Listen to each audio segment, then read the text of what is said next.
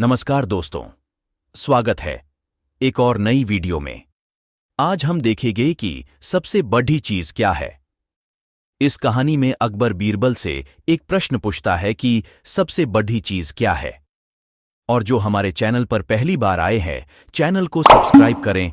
तो चलिए कहानी को शुरू करते हैं। एक बार की बात है, बीरबल दरबार में मौजूद नहीं थे। इसी बात का फायदा उठाकर कुछ मंत्रीगण बीरबल के खिलाफ महाराज अकबर के कान भरने लगे। उनमें से एक कहने लगा, महाराज, आप केवल बीरबल को ही हर जिम्मेदारी देते हैं और हर काम में उन्हीं की सलाह ली जाती है।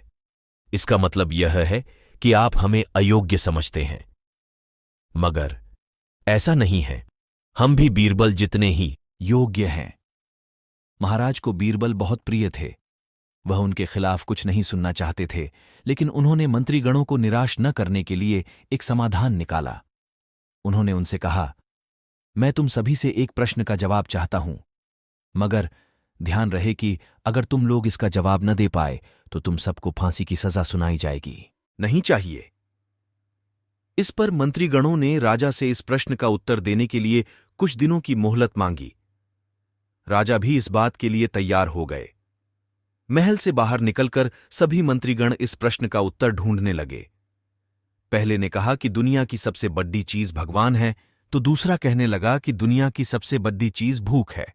तीसरे ने दोनों के जवाब को नकार दिया और कहा कि भगवान कोई चीज नहीं है और भूख को भी बर्दाश्त किया जा सकता है। इसलिए राजा के प्रश्न का उत्तर इन दोनों में से कोई नहीं है। धीरे धीरे समय बीतता गया और मोहलत में लिए गए सभी दिन भी गुजर गए। फिर भी राजा द्वारा पूछे गए प्रश्न का जवाब न मिलने पर सभी मंत्रीगणों को अपनी जान की फिक्र सताने लगी।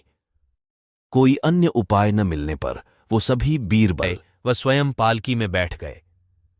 फिर उन सभी को राजा के महल की ओर चलने का इशारा दिया। जब सभी बीरबल को लेकर दरबार में पहुंचे तो महाराज इस मंजर को देखकर हैरान थे।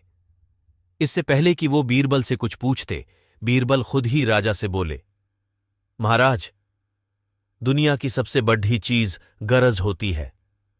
अपनी गरज के कारण ही ये सब मेरी पालकी को उठाकर यहां तक ले आए हैं। यह सुन महाराज मुस्कुराए बिना न रह सके और सभी मंत्रीगण शर्म के मारे सिर झुकाए खड्डीरे रहे। कहानी से सीख।